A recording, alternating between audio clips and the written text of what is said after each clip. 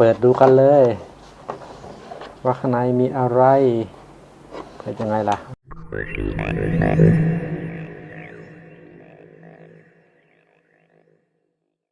สวัสดีครับวันนี้เราจะมาแกะกล่องเจ้านี่ครับผมนี่ Amazon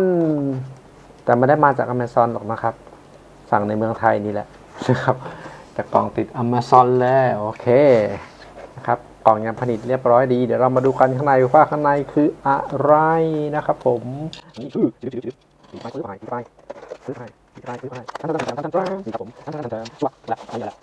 ข้างในนี่คือนี่ครับผมนี่เห็นไหมเอ่ยนี่นะครับซีนอยู่อย่างเรียบร้อยนะครับเดี๋ยวเราจะมาแกะซีนพร้อมๆกันเลยว่าข้างในนี้คืออะไรเพิ่มก็ให้อ๋อพักมาค่อนข้างโอเคเลยครับแอร์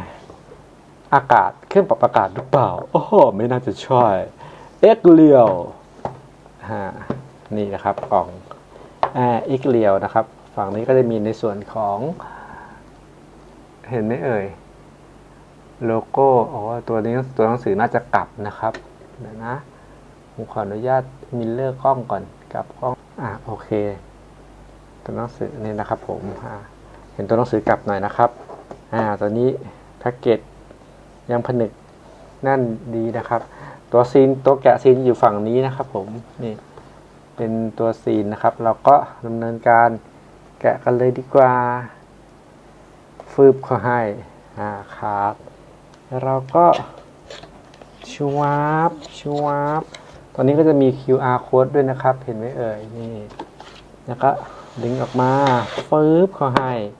ในกล่องนี้ก็จะไม่มีอะไรแล้วนะครับโบเบนะครับผม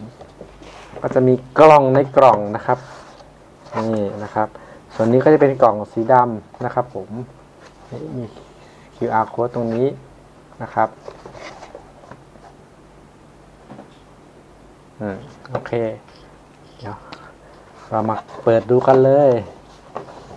ว่าข้างในมีอะไรเปิดยังไงล่ะเปิดตรงนี้ฟ้าพอให้นี่ครับเจอแอร์นะครับวางกับหัวอยู่หน่อยนึงนะครับผมในกล่องจะผนึกมาในแคปซูลอวกาศนะครับแล้วก็อันนี้ตั้งล่างนี้มีอะไรหรือเปล่านะครับผมขอดูก่อนข้างในนี้มีของอยู่นะครับเดี๋ยวขอเปิดดูก่อนว่าข้างในมีอะไรนะครับเปิดยังไงล่ะต้องอ่านดีก่อนโอ้โหนะครับมีตัวล็อกดั้งจมูกอยู่ครับ1 2นะครับผมแล้วก็มีตัวเลนส์สำหรับนำไปตัดที่ร้านนะครับผมนี่เลนส์แบบให้ไปวัดแว่นตัดนะครับสำหรับคนที่สายตาสั้นนะครับผมสำหรับผมสายตายาวเพราะฉะนั้นไม่ค่อยน่ามีปัญหาอะไรนะครับเราก็เก็บทิ้งไว้ที่เก่านะครับผมแล้วก็มีในส่วนของนี่ครับตัวปิดเลนส์เพื่อเพิ่มความมืดนะครับตัวรองดั้งจมูก2 อันนะครับผมที่สังเกตเห็นก็รู้สึกว่าจะไม่มีในกล่องตัวนี้ไม่มีส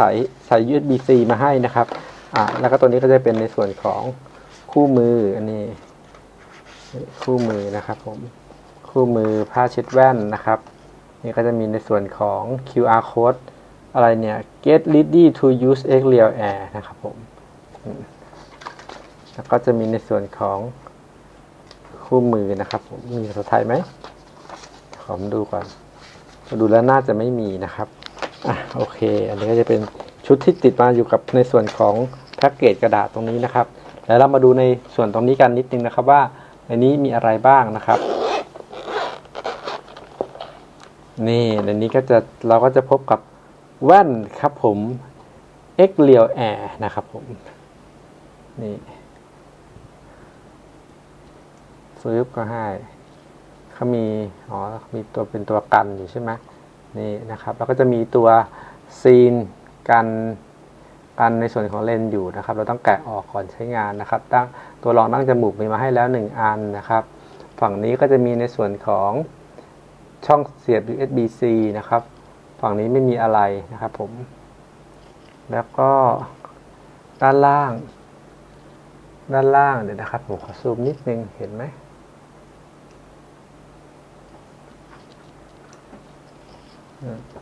ด้านล่างตรงนี้จะเป็นน่าจะเป็นปุ่ม power อันนี้ก็เป็นปุ่มเพื่อลดเสียงนี่ก็เป็นในส่วนของลำโพงนะครับฝั่งนี้ไม่มีอะไรเรียบๆนะครับส่วนฝั่งตรงนี้ก็จะเป็นในส่วนของมีตัวหนังสือนะครับนะครับอยู่แต่ต้องถือกลับเดี๋ยวผมกลับให้อีกทีหนึ่งนะครับผมถ้ามองจากด้านหน้าจะเป็นลักษณะนี้นะครับโอเคนะครับผมเหมือนแว่นกันแดดนะครับหน้าตาเหมือนแว่นกันแดดเลแบนมากเลยตัวนี้เขาบอกว่าสามารถปรับขึ้นเนี่ยปรับความเรียกขึ้นลงได้นะครับผม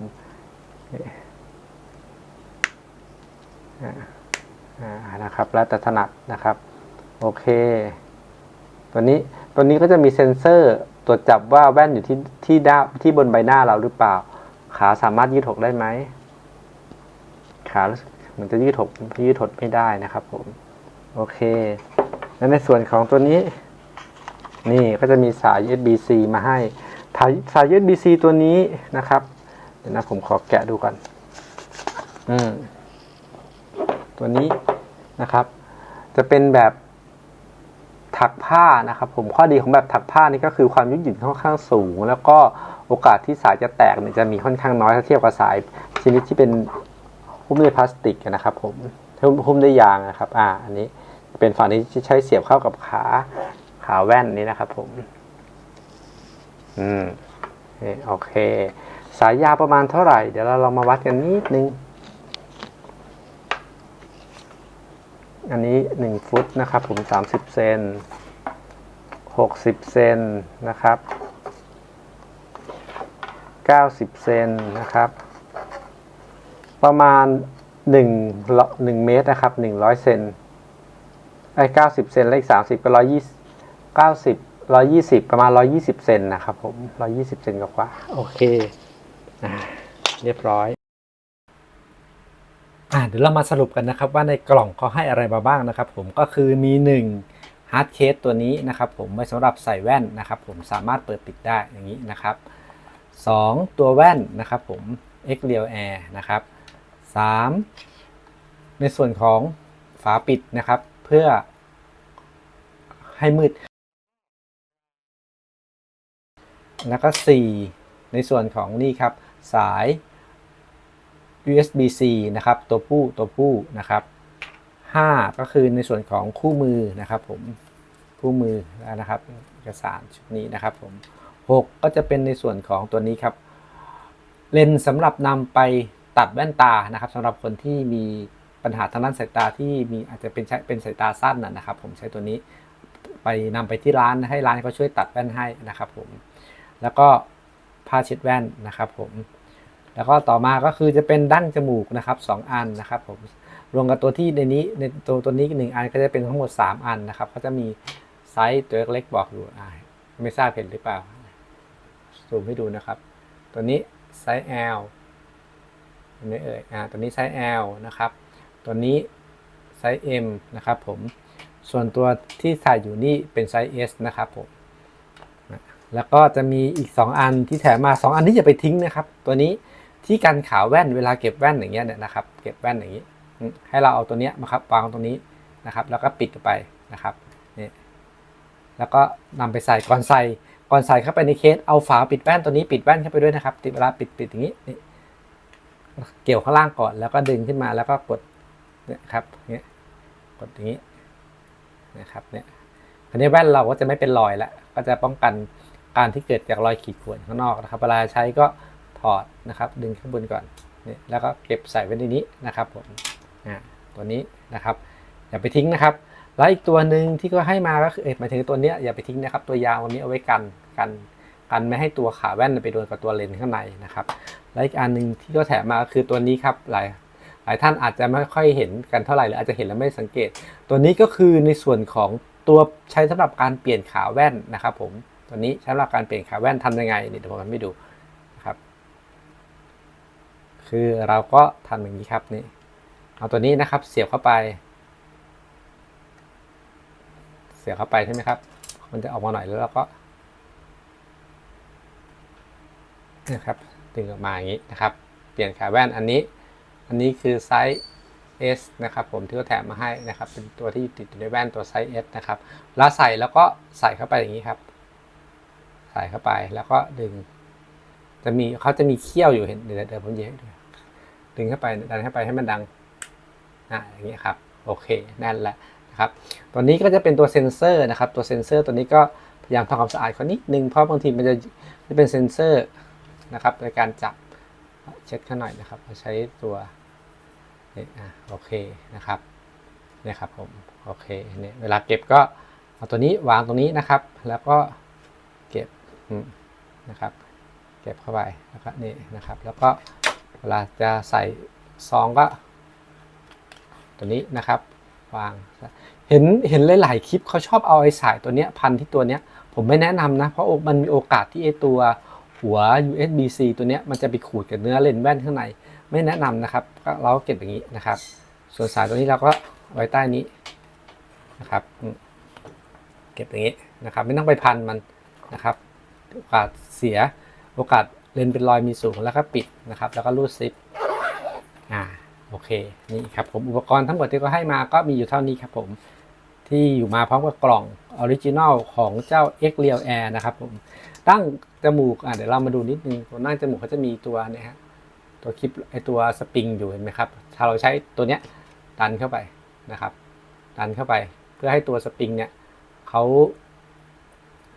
ยุบตัวลงมาแล้วเราก็ดึงนิดนึงนะครับผมนี่นะครับแล้วก็ออกมา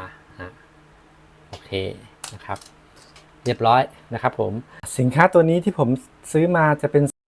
ซื้อผ่านแอปสีส้มนะครับที่ผมซื้อมาราคาจะอยู่เท่านี้ครับก็คือราคาเต็มเขาอยู่ที่เห็นไหมเอ่ย 14,000 บาทนะครับผมตัวนี้ผมใช้โค้ดลดของชุปปี้ไป1,000นะครับแล้วก็ใช้คอยไปอีก48 บาทราคาที่ซื้อมาคือ 12,952 บาทนะครับผมแล้วก็